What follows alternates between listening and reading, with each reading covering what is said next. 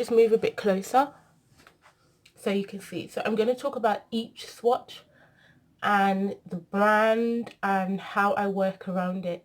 So as you can see, this is all the swatches of the foundation I have. And let me tell you, every single foundation matches my skin.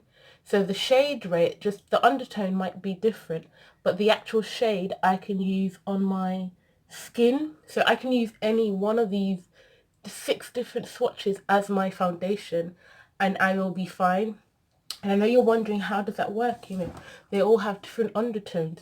But what it is, what happens is that these are freshly swatched. So with foundations, most times when, you know, they are exposed to air, they dry down to their real color or to the actual color. So all these foundations here, they say it's oxidization. I don't want to say oxidization, but they do get darker when they dry, a tad bit darker, so they match. Now let me start with the first shade. The first shade I have here, or the first brand I have here, is from Revlon. It's this one. This is a staple. This has been around for ages. I do believe Revlon recently reformulated this, because before in the Revlon foundation I didn't have a foundation shade. It was either too dark or too red.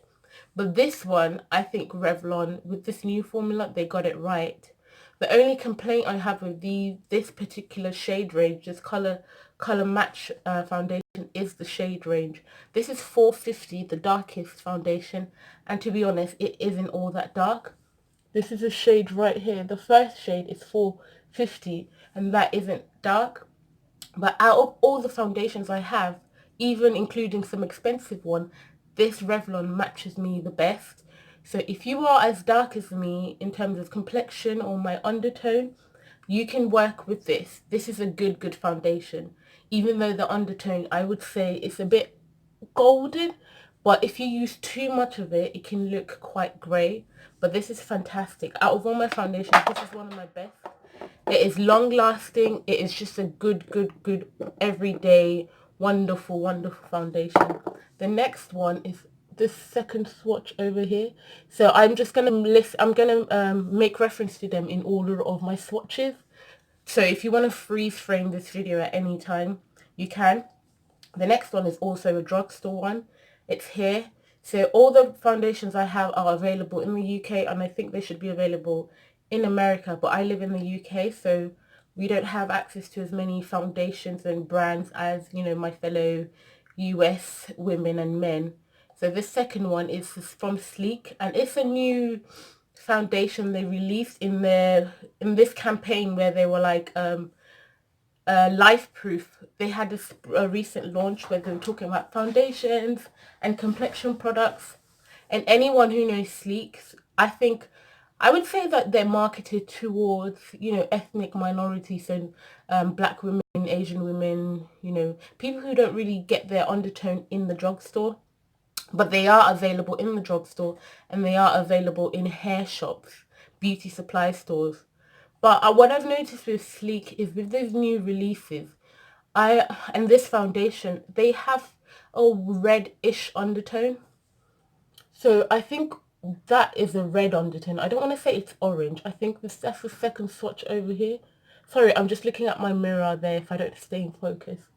The second swatch, I think it's red, orange.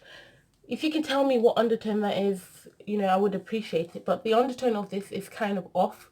So if I use this, because of how thick and full coverage it is, I use a very small amount all over my face. And then I set it with a golden colored powder. So if you have this foundation, or you're thinking of getting this foundation, I would say try to find something else with a yellow undertone, a yellow powder, for example, or like use a yellow concealer under your eyes just to balance this out because of the undertone. But the color does match my skin, so it is the right shade, but it's the wrong undertone. And the next foundation I have is the third swatch, which is this Lancome Teint Idole. I don't know how to pronounce it. And I am in the shade, what shade is this actually? 14. I am in the shade 14. I have had this, I'm pretty sure this is expired because I got this for my birthday about 2 years ago, and I'm pretty sure most foundations maximum are like 24 months. So I'm pretty sure this is expired, but I still have it anyways.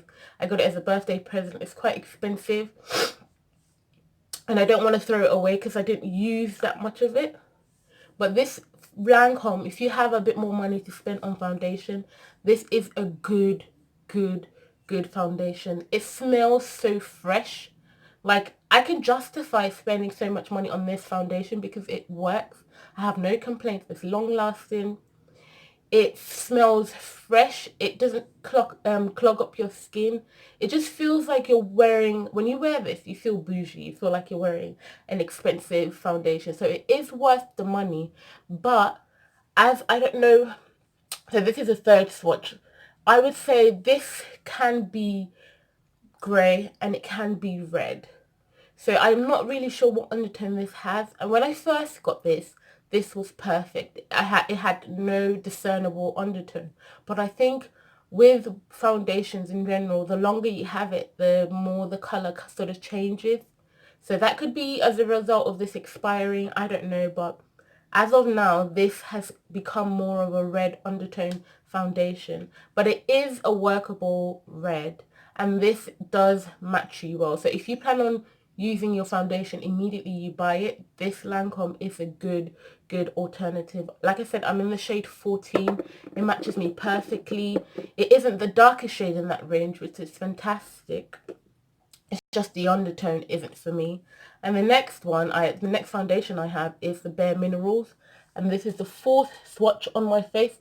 So if you just count it from 1, 2, 3, the fourth swatch is this foundation over here, which is Bare Minerals.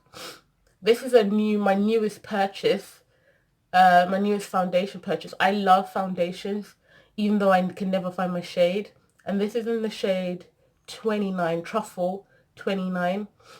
I bought this shade thinking it was the darkest because with my skin I tend to buy the darkest shade because most foundations put me as the darkest shade, and I know I am dark, but there are women who are slightly darker than me, so I just usually go for the darkest shade. So I picked this 29 thinking it was the darkest shade in the range. But if anyone out there is slightly a bit darker than me, there is a shade called 30. I'm not sure what the name is, but there is a 30. And that shade should match you more. I know the bottle looks extra brown, but it's not. Like I said, if this shade over here, it dries darker than it looks, and I love the finish of this. If you know about Bare Minerals, you know they're all about minerals. They're all about, you know, foundation that you can sleep in. Don't know if that's true. They're all about, you know, good foundation that's not going to break you out. So at least I trust this brand. I know that anything I buy from them is not going to kill me.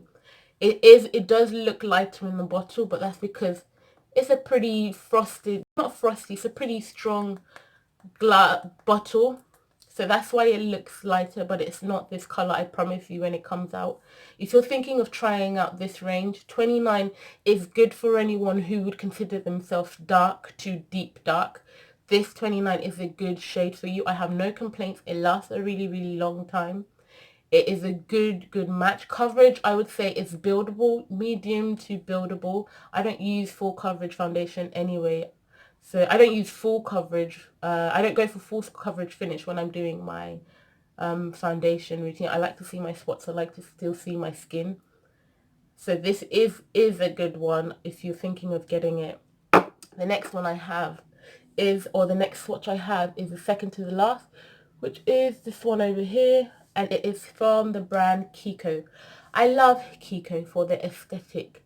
You know, even if the product is trash, which it isn't, but even if it's trash, I love the packaging of Kiko. Kiko gives me luxury, but it's not hurting my pockets. So this Kiko foundation, I'm not sure what range it is in because I think this was a limited edition foundation line or launch, and I'm in the shade 08 Neutral. I do believe this is the darkest shade. and this Kiko Milani. They are a very, very good brand. They have high quality stuff. I have no issues with any other Kiko product I've used. The only issue I have is their complexion products. I really don't know what it is. Is dark foundation so difficult to make? I don't know. I'm not a chemist. But they just always seem to be red. I have tried the Kiko matte foundation. That's another foundation line they have. A matte mousse foundation. I have tried the Kiko, what's it called? The universal one that's in a tub. And I swatched them in stores as well. My friend has bought the £18 foundation, and it is red. I don't know what it is. It's dark, but it's just so red. And I'm just like, let me open this up so you can see. The other ones I can open them up, but this one, like, I like how chocolatey it looks. This is what attracted me to this foundation in the first place. But it's just red. So I used a little bit of it all over my face. And when I use that, I make sure I conceal and contour my face, just to give my face some balance so I don't look like a red mess. And the next one I have, it's not a, I know it looks dodgy, but this is a custom mix or custom shade. So with this, excuse me, I've got a cold. With this, I mixed these two foundations. I don't know if I should have mixed them because this is probably expired. But anywho's, I mixed these two, just to get use out of this, because obviously I said this has gone a bit red, and this is more on the, I would say, orange-ish side, but not overly orange. It does dry down, brown, but when it first goes on, it does look orange. So I mixed these two to sort of balance out the shade, and I mixed them in this. And I have said this is a custom shade, and this is the last swatch over there. So that's what it looks like. It's very chocolatey. Like, I love it when I see foundations that are this dark. They just make me.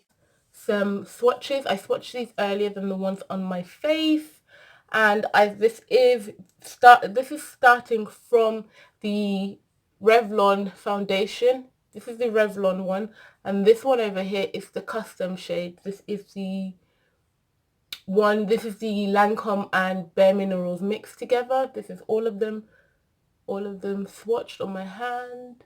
This is it drying. As you can see, as I said earlier, they do dry darker. So these are just the foundations I have. I hope I was able to help some people out there. Don't chuck away a foundation if it's got an undertone you don't like. And I have a message to brands or beauty brands out there, and in terms of, when you make foundations that run dark, think of the undertone. It's not everyone that is cool, and it's not everyone that is red. Most people, I would say, my complexion, a bit darker, tend to have yellow undertones, golden undertones. We don't all have orange and red undertones. So that is one thing as consumers you should consider when you're looking at a shade range. It's not just about how dark it runs, it's also about the undertone. Because for me, getting the right undertone in the foundation line speaks more volume than the actual shade range. It just means that they have good quality testing going on. They've done their survey, and when their undertone is right, all they need to do is add a couple more shades. So I'm not tripped out when I see a foundation line that has 40 shades. I can usually tell, just looking at the darker side, the shades are not going to work for me. And let's be honest, when foundations have 40 shades, if you are my complexion, we know we still have to struggle for just about 2-3 shades, and our options are even limited, and then we have to think of undertone. So that is something for brands to consider out there. That is something for consumers to consider when they're looking for foundations.